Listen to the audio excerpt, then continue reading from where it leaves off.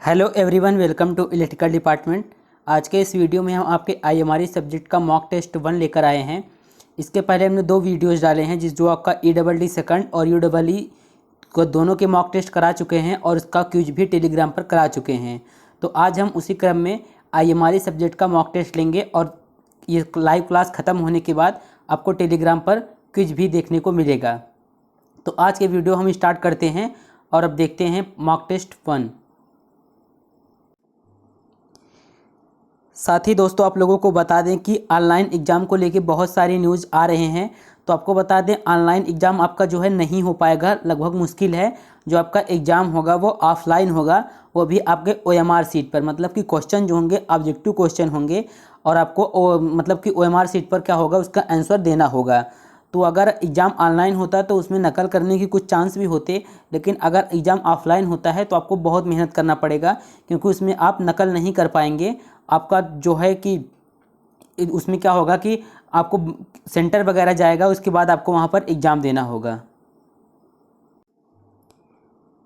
Video को start करते हैं और ऑब्जेक्टिव क्वेश्चन देखते हैं। देखिए पहला क्वेश्चन करा है कि what is the name of the tool shown in figure. मतलब कि चित्र में एक टूल दिखाया गया है, उसका नाम आपको बताना है। 4 ऑप्शन दिए गए हैं, bent snip, side cutting plier, hand crimping plier और फिर स्ट्रेट स्निप। तो आपको चित्र दिखा देते हैं, आपको उस टूल का नाम बताना है। आप लोग इस चित्र को देखकर बताइए कि यह कौन सा टूल है। क्वेश्चन यही था कि 4 ऑप्शन दिए गए हैं, उनमें से इस चित्र को देखकर बताना है कि ये कौन सा टूल है। तो आप लोग इसका आंसर कमेंट में बताइए कि ये कौन सा टूल है। देखिए ये जो आपका टूल दिख रहा है आपका, ये हैंड क्रिम्पिंग प्लायर है। ये क्या है? हैंड क्रिम्पिंग प्लायर है। ऑप्शन में 4 ऑप्शन दिया गया था। अब ऑप्शन देखते हैं, आप लोग चित्र को देख लीजिए एक बार फिर और बताइए कि कौन सा टूल है यह। आपको बता दिए कि यह हैंड क्रिम्पिंग प्लायर है। तो आपने चित्र देख लिया और उसमें जो सही ऑप्शन है आपका यहाँ पर तीसरा ऑप्शन करेक्ट है कि हैंड क्रिम्पिंग प्लायर है। अब आपकी जानकारी के लिए हम बता दें कि जो आप यहाँ देख रहे हैं, इस प्रकार का जो टूल होता है, आपने इस प्रकार का टूल ज़रूर देखा होगा। इसे स्ट्रेट स्निप बोलते हैं। और ये जो यहाँ पर आपका दिख रहा है, ये भी क्या है? बेंट स्निप है। ये साइड कटिंग प्लायर है, जिसको हम तार वगैरह काटने के लिए प्रयोग करते हैं। और ये क्या है? हैंड क्रिम्पिंग प्लायर है, जो कि ऑप्शन में आपका यही वाला सही था। यही चित्र हमने दिखाया था और पूछा था कि ये कौन सा टूल है। तो ये कौन सा टूल है? यह हैंड क्रिम्पिंग प्लायर है। इन टूल्स के आप स्क्रीनशॉट भी ले सकते हैं, इनको देख लीजिए और इससे भी ऑब्जेक्टिव क्वेश्चन बन सकते हैं। अब हम अगला क्वेश्चन देखते हैं। अगला क्वेश्चन है आपका क्वेश्चन नंबर 2। देखिए क्वेश्चन नंबर 2 क्या करा है कि सर्कुलर होल, मतलब वृत्तीय होल होगा, उसके फिनिशिंग के लिए हम किस टूल का प्रयोग करते हैं। सर्कुलर होल की फिनिशिंग के लिए किस टूल का प्रयोग किया जाता है। तो पहला ऑप्शन है चीज़ल, और दूसरा ऑप्शन है आपका हाफ राउंड फाइल, तीसरा है ड्रिल और चौथा है फ्लैट फाइल। तो बताइए कि सर्कुलर होल अगर है तो उसकी फिनिशिंग के लिए हम किस प्रकार के टूल का प्रयोग करते हैं। तो इसमें जो आपका दूसरा ऑप्शन है वो करेक्ट है, हाफ राउंड फाइल का प्रयोग करते हैं हम सर्कुलर होल की फिनिशिंग के लिए। अब हम अगला क्वेश्चन देखते हैं। अगला क्वेश्चन है आपका क्वेश्चन नंबर 3। देखिए क्वेश्चन नंबर 3 कर रहा है कि ऑब्जेक्ट्स को होल्डिंग के लिए, मतलब कि कोई भी ऑब्जेक्ट है उसको पकड़ने के लिए या फिर कहें होल्डिंग के लिए कौन सा प्लायर है जो बेस्ट सूटेबल होता है। कहने का मतलब है प्लायर आपने ज़रूर देखा होगा और प्लायर के कई टाइप्स होते हैं, कई प्रकार के होते हैं। तो उन प्लायर्स में किसी ऑब्जेक्ट को पकड़ने के लिए कौन सा सूटेबल प्लायर होता है। तो पहला ऑप्शन है आपका स्लाइड कटिंग प्लायर, दूसरा ऑप्शन है डायगोनल कटर्स और तीसरा ऑप्शन है वायर स्ट्रिपर्स और चौथा ऑप्शन है नोज प्लायर्स। तो देखिए आपका जो और बाकी जो प्लायर होते हैं वो कटिंग का भी कार्य करते हैं, लेकिन जो आपका नोज प्लायर होता है वो किसी भी ऑब्जेक्ट के होल्डिंग के लिए सबसे सूटेबल और बेस्ट होता है। तो इसमें जो आपका चौथा ऑप्शन है नोज प्लायर क्या होता है? इसका नोज जो होता है, देखिए यहाँ पे नोज जो होता है उसका आगे की तरफ ज़्यादा निकला हुआ होता है। इसे क्या बोलते हैं? नोज प्लायर बोलते हैं। और किसी भी ऑब्जेक्ट की होल्डिंग के लिए यह सबसे बेस्ट एंड सूटेबल प्लायर होता है। इस क्वेश्चन को थोड़ा सा एक्सप्लेन अगर करते हैं तो यहाँ पर आप देख सकते हैं कि nose pliers are best suitable for holding the object, कि नोज प्लायर जो होते हैं ऑब्जेक्ट को होल्डिंग के लिए सबसे सुटेबल होते हैं। फिर इसमें करा है कि flat nose plier are used for holding flat object like thin plates. कहने का मतलब जो कि फ्लैट नोज प्लायर होते हैं उनका प्रयोग जो फ्लैट ऑब्जेक्ट होते हैं, मतलब कि कुछ ऐसे फ्लैट ऑब्जेक्ट होते हैं उनको पकड़ने के लिए फ्लैट नोज प्लायर जो होते हैं बेस्ट होते हैं। और यहाँ पर देखिए लिखा है कि long nose pliers are used for holding small object. जो आपका लॉन्ग नोज प्लायर होता है वो क्या होता है कि मतलब कि छोटे छोटे जो ऑब्जेक्ट होते हैं, अगर छोटे ऑब्जेक्ट हैं उनको पकड़ने के लिए हम क्या करते हैं, लॉन्ग नोज प्लायर का प्रयोग करते हैं। या फिर लॉन्ग नोज प्लायर का उपयोग वहाँ करते हैं जहाँ पर हमारी उंगलियाँ, जैसे मान लीजिए कि ये क्या सर्कल है और इसके अंदर हमारी उंगलियां यहाँ पर नहीं पहुँच पा रही हैं, कोई मान लीजिए नट स्क्रू वगैरह है उसको निकालना है तो हमारी उंगलियां नहीं पहुँच पा रही हैं, तो लॉन्ग नोज प्लायर जो होता है वहाँ पर आसानी से पहुँच सकता है। तो लॉन्ग नोज प्लायर का प्रयोग हम छोटे ऑब्जेक्ट को पकड़ने के लिए करते हैं। अब हम अगला क्वेश्चन देखते हैं। अगला क्वेश्चन है आपका क्वेश्चन नंबर 4। देखिए क्वेश्चन नंबर 4 कह रहा है कि आईई नियमों के अनुसार स्विच बोर्ड की ऊंचाई तय किया गया है, मतलब कि स्विच बोर्ड की ऊंचाई कितना तय किया गया है इंडियन इलेक्ट्रिसिटी रूल के अनुसार। तो पहला ऑप्शन है 1.5 मीटर और दूसरा ऑप्शन है 2.5 मीटर और तीसरा ऑप्शन है 0.2 मीटर और चौथा है 3 मीटर। तो बताइए आप लोग स्विच बोर्ड की ऊंचाई किस पर तय किया गया है। इस क्वेश्चन को थोड़ा एक्सप्लेन करते हैं और इसको समझते हैं कि स्विच बोर्ड की ऊंचाई आईई रूल के अनुसार कितना तय किया गया है। देखिए आईई रूल के अनुसार जो स्विच बोर्ड की ऊंचाई जो होती है वो 1.5 मीटर तय की गई है। तो इसके आसपास भी वैल्यू हो सकता है लेकिन 1.5 मीटर यहाँ पर करेक्ट वैल्यू है। अब हम अगला क्वेश्चन देखते हैं। अगला क्वेश्चन है क्वेश्चन नंबर 5। क्वेश्चन नंबर 5 है कि कंडक्टर के आकार को मापने के लिए किस उपकरण का प्रयोग किया जाता है। कंडक्टर के आकार को मापने के लिए किस उपकरण का उपयोग किया जाता है। तो पहला ऑप्शन है बीवेल गेज और दूसरा ऑप्शन है वर्नियर कैलिपर्स और तीसरा ऑप्शन है स्टैंडर्ड वायर गेज और चौथा है डेप्थ गेज। तो कई लोगों को इसका आंसर पता होगा लेकिन इसमें गलती भी हो सकती है। आप लोग बताइए कि कंडक्टर के आकार को अगर मेज़र करना है तो उसके लिए हम किस इक्विपमेंट का प्रयोग करते हैं। तो देखिए स्टैंडर्ड वायर गेज के 2 नाम होते हैं, उसको भी हम आपको बता देते हैं ताकि अगर ऑप्शन में स्टैंडर्ड वायर गेज न दिया रहे तो भी आप बता दें कि जिससे स्टैंडर्ड वायर गेज का दूसरा नाम होता है शायद इम्पेयर वायर गेज। तो अगर इम्पेयर वायर गेज दिया रहे तब भी आप देख के बता देंगे कि कंडक्टर के आकार को मापने के लिए हम इम्पेयर वायर गेज या फिर स्टैंडर्ड वायर गेज का प्रयोग करते हैं। अब यहाँ पर हमने एक्सप्लेनेशन के लिए आपको यहाँ पर नोट कर दिया है कि स्टैंडर्ड वायर गेज तार के आकार का एक सेट होता है। इसमें क्या होते हैं, भिन्न भिन्न तार के आकार को क्या करते हैं, सेट करके उसका क्या करते हैं, उसको कंडक्टर को माप सकते हैं। और देखिए यहाँ पर लिखा गया है, जो आपको इम्पेयर बता रहे थे वाकई में इम्पीरियल होता है। इसे इम्पीरियल वायर गेज, यहाँ पर देखिए इम्पीरियल वायर गेज, इसे इम्पीरियल वायर गेज या फिर ब्रिटिश स्टैंडर्ड गेज के नाम से भी जाना जाता है। और इन सब का प्रयोग हम किस लिए करते हैं, कंडक्टरों के आकार को मापने के लिए। तो आज से जान जाइए जो SWG जिसे हम बोलते हैं इसे ही बोलते हैं स्टैंडर्ड वायर गेज। इसका 2 नाम है, इम्पीरियल वायर गेज और ब्रिटिश स्टैंडर्ड गेज। अब हम अगला क्वेश्चन देखते हैं। अगला क्वेश्चन है आपका क्वेश्चन नंबर 8। क्वेश्चन नंबर 6 देखिए क्या कह रहा है कि सर्विस मेंस पर कौन सा भारतीय विद्युत नियम लागू होता है। तो पहला ऑप्शन है कि रूल नंबर 30 लागू होता है, रूल नंबर 39 लागू होता है या फिर रूल नंबर 73 या फिर रूल नंबर 51। तो बताइए आप लोग, सर्विस मेंस पर ये क्वेश्चन कई बार आ चुका है, बहुत ही इंपॉर्टेंट क्वेश्चन है ये कि सर्विस मेंस पर कौन सा रूल लागू होता है। तो इसका आंसर देखते हैं। इसका आंसर इस वैसे तो इसमें रूल नंबर 30 लागू होता है, लेकिन एक्सप्लेनेशन के लिए आगे हम देखते हैं।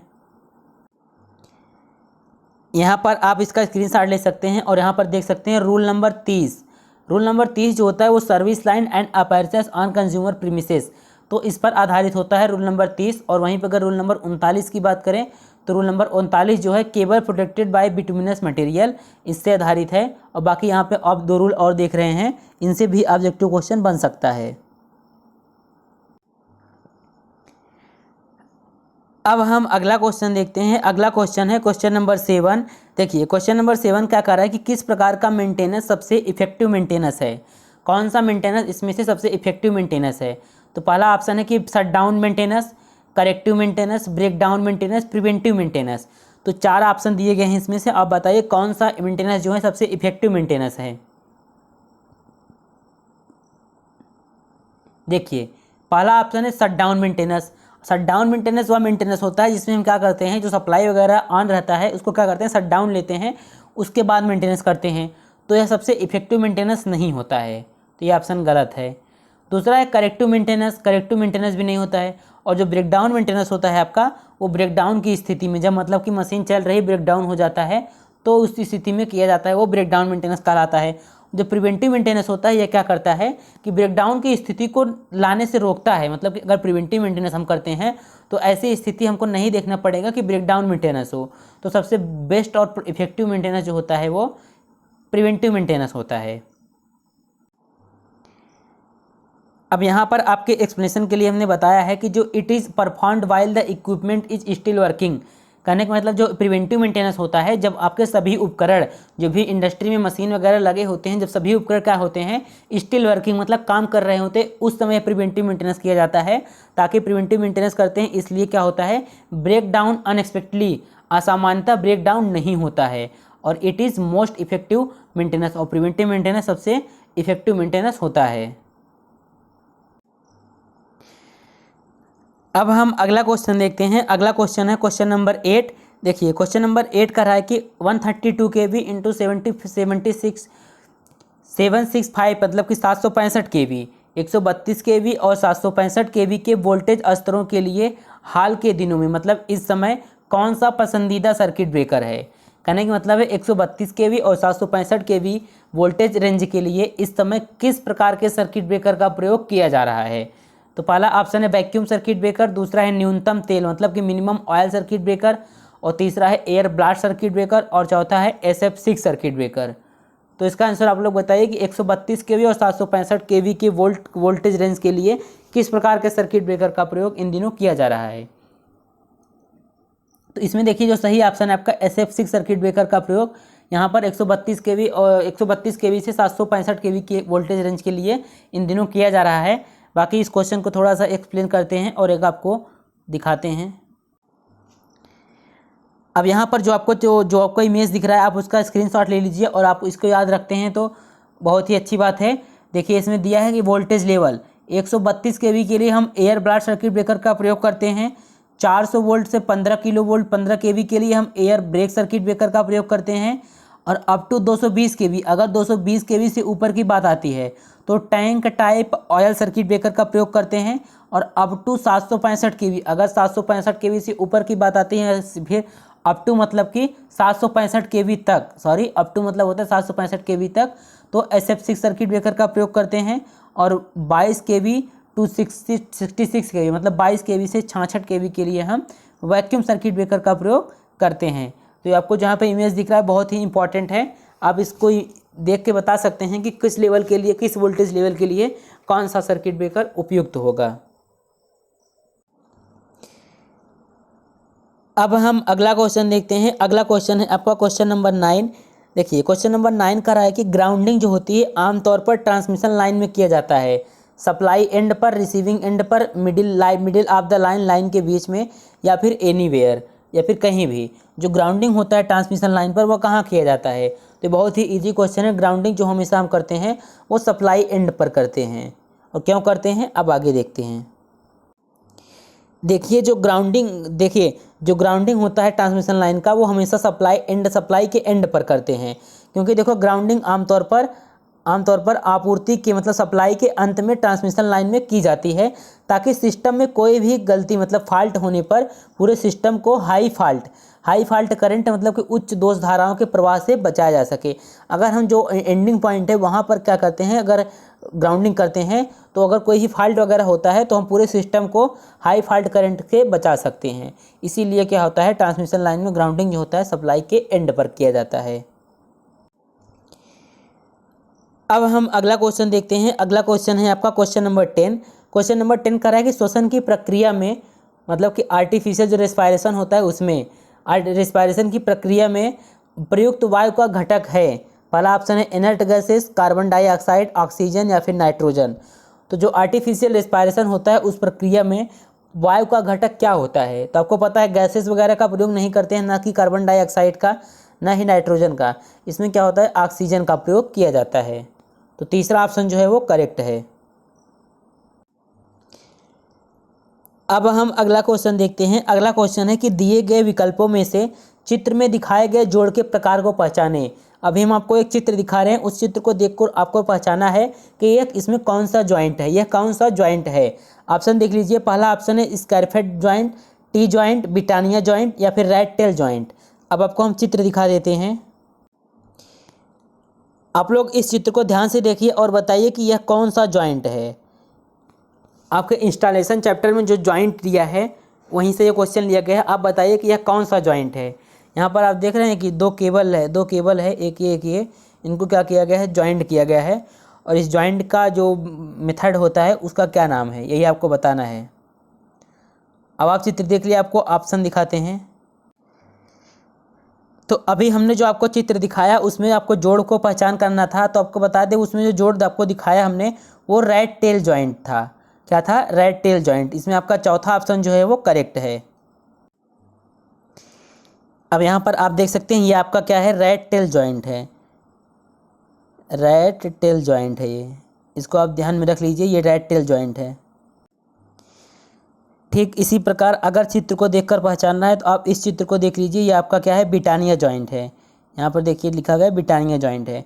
ब्रिटानिया जॉइंट में क्या होता है, एक वायर इधर से लेते हैं, एक वायर इधर से, फिर बीच में उससे क्या होता है, कुछ वायर निकाल के लपेट देते हैं, इसको बोलते हैं ब्रिटानिया जॉइंट। अब यहाँ पर आप एक और जॉइंट देख लीजिए इस चित्र को भी, ये आपका क्या है, मैरिड जॉइंट है। इसे बोलते हैं मैरिड जॉइंट। दो वायर देखिए, यहाँ पर एक वायर है और बीच में किसी मेथड, मैरिड जॉइंट मेथड से क्या किया गया है, तार को लपेटा गया है, इसे बोलते हैं मैरिड जॉइंट। अब हम अगला क्वेश्चन देखते हैं। अगला क्वेश्चन है क्वेश्चन नंबर 12। देखिए क्वेश्चन नंबर 12 कह रहा है कि सर्विस कनेक्शन के लिए विद्युत ऊर्जा को टैप मीन्स ये टैप, सर्विस कनेक्शन के लिए विद्युत ऊर्जा को टैप करने के लिए ओवरहेड लाइनों में किस प्रकार के जॉइंट का उपयोग किया जा सकता है? तो पहला ऑप्शन इसमें देखिए ब्रिटानिया जॉइंट का, स्कैरफेट जॉइंट का, टी जॉइंट का, रैट टेल जॉइंट का। जल्दी से इसका आंसर बताइए आप लोग कि सर्विस कनेक्शन के लिए विद्युत ऊर्जा को टैप करने के लिए ओवरहेड लाइनों में किस प्रकार के जॉइंट का उपयोग किया जा सकता है। देखिए इसमें जो सही ऑप्शन है वो तीसरा ऑप्शन करेक्ट है। टी जॉइंट का प्रयोग हम कर सकते हैं सर्विस कनेक्शन के लिए, विद्युत ऊर्जा को टैप करने के लिए ओवरहेड लाइन में टी जॉइंट का उपयोग किया जा सकता है। इस चित्र में आप बिल्कुल क्लियर देख सकते हैं, टी जॉइंट जो होता है वो कुछ टी के आकार का, इधर देख सकते हैं आप टी के आकार का। तो टैपिंग वगैरह करना होता है जिसमें इससे क्या होता है, टैप कर सकते हैं हम। एक वायर इधर से आया है, एक वायर इधर से और एक वायर इधर से, और तीनों वायर को क्या किया गया है, जॉइंट किया गया है। तो इस प्रकार के जॉइंट को हम टी जॉइंट बोलते हैं। देखिए this type of joint is used in overhead distribution line where the electrical energy to be tapped for service connection. जब सर्विस कनेक्शन की जो इलेक्ट्रिकल एनर्जी होता है उसको टैप्ड करना होता है तो ओवरहेड डिस्ट्रीब्यूशन लाइन में हम इस प्रकार के जॉइंट का प्रयोग करते हैं। अब यहाँ पर आपको एक जॉइंट और दिखा देते हैं। देखिए ये है ब्रिटानिया टी जॉइंट, ये भी कुछ टी के आकार का ही होता है, इसे ब्रिटानिया टी जॉइंट बोलते हैं। और इसका प्रयोग हम करते हैं ओवरहेड लाइन के लिए, इलेक्ट्रिकल मतलब कि सर्विस लाइन में इसका भी क्या, इसकी सहायता से भी हम टाइपिंग कर सकते हैं ओवरहेड लाइन में। और ये आपका ब्रिटानिया टी जॉइंट है। अब यहाँ पर आपको जो चित्र दिख रहा है ये चित्र है वेस्टर्न यूनियन जॉइंट का। तो वेस्टर्न यूनियन जॉइंट जो होता है कुछ इस टाइप का होता है। अब वेस्टर्न यूनियन जॉइंट का उपयोग वहाँ पर करते हैं जहाँ पर हमको स्ट्रॉन्ग कनेक्शन की क्या होती है, आवश्यकता होती है, वहाँ पर हम वेस्टर्न यूनियन जॉइंट का प्रयोग करते हैं। अब हम अगला क्वेश्चन देखते हैं। अगला क्वेश्चन है आपका क्वेश्चन नंबर 13। देखिए क्वेश्चन नंबर 13 का रहा है कि सिंगल पोल स्विच की ऊंचाई कितनी होनी चाहिए। पहला ऑप्शन है 1.3 मीटर, दूसरा ऑप्शन है 1.5 मीटर, तीसरा ऑप्शन है 2.75 मीटर और चौथा ऑप्शन है 0.33 मीटर। तो सिंगल पोल स्विच की ऊंचाई कितनी होनी चाहिए? तो जल्दी से आप लोग इसका आंसर बताइए कि सिंगल पोल स्विच की ऊंचाई जो है कितनी होनी चाहिए।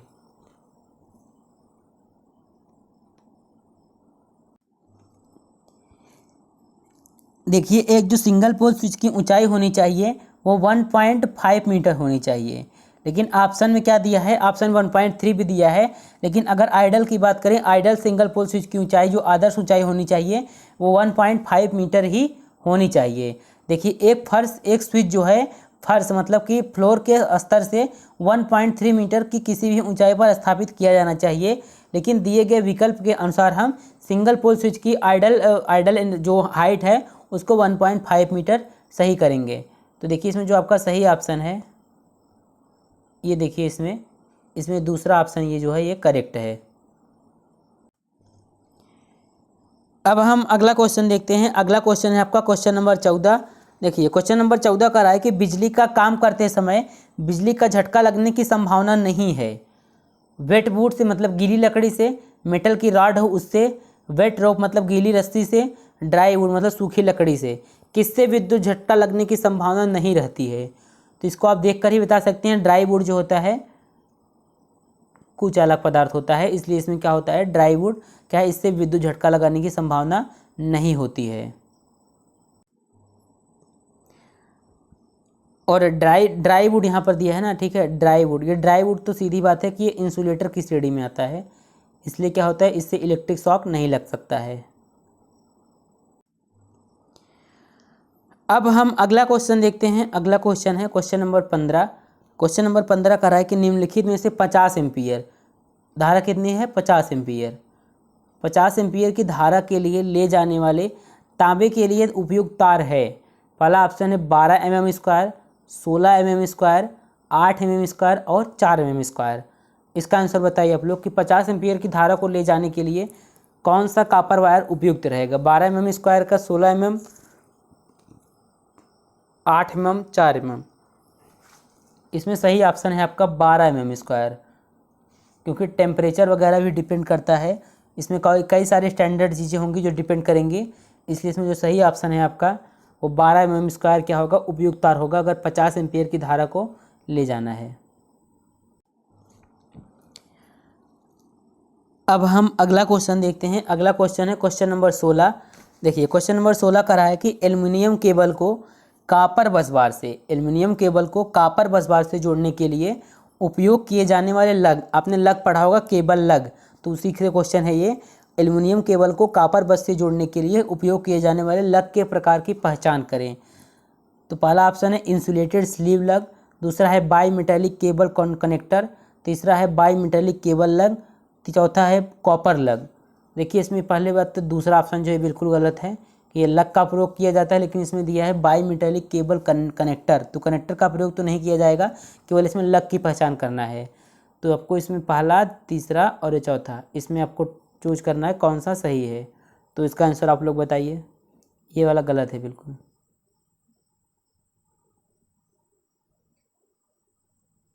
ये गलत है, ठीक है। इसमें देखिए जो सही ऑप्शन है आपका बाई मेटेलिक केबल लग। अगर एल्युमिनियम केबल को कॉपर बस बार से जोड़ना है तो इसके लिए सबसे बेस्ट केबल के लग क्या होता है, बाई मेटेलिक केबल लग जो होता है वो सही होता है। देखिए, बाई मेटेलिक केबल लग्स का उपयोग क्यों करते हैं, क्योंकि क्या होता है, बाई मेटेलिक लग्स क्या होते हैं, ज़्यादातर यूज़फुल होते हैं, और जहाँ एक एल्युमिनियम केबल को क्या करना पड़ता है, कॉपर बस बार या फिर कॉपर कॉन्टैक्टर द्वारा टर्मिनेट करना पड़ता है, वहाँ पर हम क्या प्रयोग करते हैं, बाई मेटेलिक लग्स का प्रयोग करते हैं।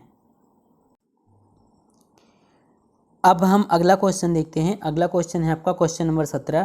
क्वेश्चन नंबर 17 का रहा है कि मानव शरीर पर बिजली के झटके का मैग्नीट्यूड किस पर निर्भर करता है।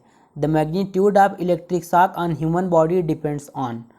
तो क्वेश्चन पहला ऑप्शन है the line voltage, the line current and line voltage, या फिर current flowing through the human body.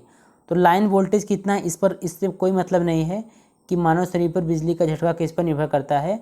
तो लाइन करंट पर भी नहीं। देखिए, जो मनुष्य के शरीर के शरीर के थ्रू जितना करंट फ्लो हो रहा है वो निर्भर करता है कि झटके का परिमाण कितना, कि क्या झटके का परिमाण जो होगा वो मनुष्य के शरीर पर बहने वाले करंट पर निर्भर करेगा। तो आपका जो चौथा ऑप्शन है वो करेक्ट है, current flowing through the human body, मतलब ह्यूमन बॉडी के थ्रू फ्लो होने वाले करंट पर निर्भर करता है। अब हम अगला क्वेश्चन देखते हैं। अगला क्वेश्चन है क्वेश्चन नंबर 18। क्वेश्चन नंबर 18 कह रहा है कि इलेक्ट्रीशियन के लिए सुरक्षा नियम क्यों आवश्यक है। इलेक्ट्रीशियन के लिए सुरक्षा नियम क्यों आवश्यक है। तो पहला ऑप्शन है to avoid production loss, production loss को अवॉइड करने के लिए। टू अवॉइड पर्सनल इंजरी, मतलब कि खुद की सुरक्षा, खुद को मतलब कि कोई इंजरी, मतलब कि दुर्घटना ना हो, इससे बचने के लिए। तीसरा ऑप्शन है to improve personality of electrician, electrician की पर्सनालिटी को इम्प्रूव करने के लिए। या फिर एक और दो, तो इसमें पर्सनालिटी इम्प्रूव होगा, इससे कोई मतलब नहीं है। इसमें जो आपका चौथा वाला ऑप्शन है यही करेक्ट है, 1 और 2। अगर आप इलेक्ट्रीशियन हैं, अगर आप सुरक्षा के नियमों का पालन करते हैं तो इसमें प्रोडक्शन लॉस पहली बात कम होगा और आप खुद को क्या कर सकते हैं, सुरक्षित महसूस कर सकते हैं अगर आप सुरक्षा नियमों का पालन करते हैं। तो ए और बी, मतलब पहला और दूसरा ऑप्शन इसमें करेक्ट है, इसलिए डी इज राइट आंसर। यहाँ पर हमने थोड़ा एक्सप्लेन करके मेंशन कर दिया है कि सुरक्षित काम करने की आदतें जो है हमेशा इलेक्ट्रीशियन को धन और सामग्री को बचाती है। मतलब किसी भी कंपनी में काम कर रहे हैं, अगर सुरक्षा के नियमों का पालन करते हैं तो मनी और जो प्रोडक्शन है वो भी बचेगा। और सुरक्षित काम करने की आदतें क्या होती हैं, हमेशा खुद को क्या कर सकती हैं, दुर्घटना पैदा करती हैं। और क्या होती है, जो मुनाफा होता है उसकी हानि होती है, चोट भी लग सकती है और यहाँ तक कि मौत भी हो सकती है। अब हम अगला क्वेश्चन देखते हैं। अगला क्वेश्चन है आपका क्वेश्चन नंबर 19। देखिए क्वेश्चन नंबर 19 कह रहा है कि विद्युत आग में, इलेक्ट्रिक आग में किस प्रकार के अग्निशामक का प्रयोग किया जाता है। तो पहला ऑप्शन है halon CTC type, powder type, soda acid water type, या फिर फोन टाइप। अगर आग जो है इलेक्ट्रिक से लगा है तो किस प्रकार के अग्निशामक का प्रयोग हम करेंगे। तो देखिए जब इलेक्ट्रिक फायर होता है, मतलब कि विद्युत आग होता है, उसको क्या कर सकते हैं, उसके लिए हम हैलोन सीटीसी टाइप अग्निशामक का प्रयोग करते हैं। अब हम ये देख लेते हैं कि हैलोन सीटीसी टाइप अग्निशामक होता क्या है। देखिए जो हैलोन सीटीसी टाइप अग्निशामक होता है, तो सीटीसी का मतलब होता है, यहाँ पर सीटीसी का मतलब देखिए कार्बन टेट्राक्लोराइड, कार्बन टेट्राक्लोराइड कहने का मतलब है जो ये अग्निशामक सीटीसी या हैलोन टाइप के अग्निशामक होते हैं, इसमें क्या होता है, कार्बन टेट्राक्लोराइड या फिर BCF ब्रोमोक्लोरोफ्लोरोमीथेन भरा हो सकता है। तो ये भी याद रखना है कि हैलोन टाइप का जो अग्निशामक होता है उसमें CTC या BCF भरा हो सकता है। अब हम अगला क्वेश्चन देखते हैं। अगला क्वेश्चन है क्वेश्चन नंबर 20। क्वेश्चन नंबर 20 जो है वो कह रहा है कि मानकीकरण मतलब स्टैंडर्डाइजेशन के लिए निम्नलिखित में से कौन सा भारतीय संगठन है। ISO, GIS, BIS, DIN। तो आप लोग बताइए कि मानकीकरण, कोई स्टैंडर्ड चीज़ें हमको निर्धारित करनी है तो इसके लिए कौन सा भारतीय संगठन इसमें होता है। तो ऐसे तो आपको पता होगा, ISO तक ज़्यादा पढ़े होंगे कि ISO का पढ़े होंगे कि हर जगह क्या होता है, ISO के नियम के अनुसार, ISO के स्टैंडर्ड के अनुसार। तो लेकिन जो भारतीय की बात आती है तो इसमें आपका BIS, ये तीसरा ऑप्शन करेक्ट है। आगे आपको बता देते हैं कि BIS क्या होता है। आप इसका स्क्रीनशॉट लेके रख सकते हैं। यहाँ पर देखिए standard organization and the respective countries, मतलब कि किस कंट्री का स्टैंडर्ड ऑर्गेनाइजेशन क्या है उसका कुछ नाम दिया गया है। तो इंडिया में अगर स्टैंडर्ड ऑर्गेनाइजेशन की बात करें तो BIS, bureau of Indian standard, जिसे ISI भी बोला जाता है, उसका प्रयोग होता है इंडिया कंट्री में। ISO की बात करें तो इंटरनेशनल स्टैंडर्ड ऑर्गेनाइजेशन होता है, ये लगभग हर जगह पर प्रयोग होता है, पूरे इंटरनेशनल स्टैंडर्ड ऑर्गेनाइजेशन जो है। और JIS मतलब Japanese Indian industrial standard, Japan में इसका यूज होता है, जापान कंट्री में। और BSI जो होता है वो ब्रिटेन में होता है। और DIN मतलब जो होता है ये जर्मनी में होता है।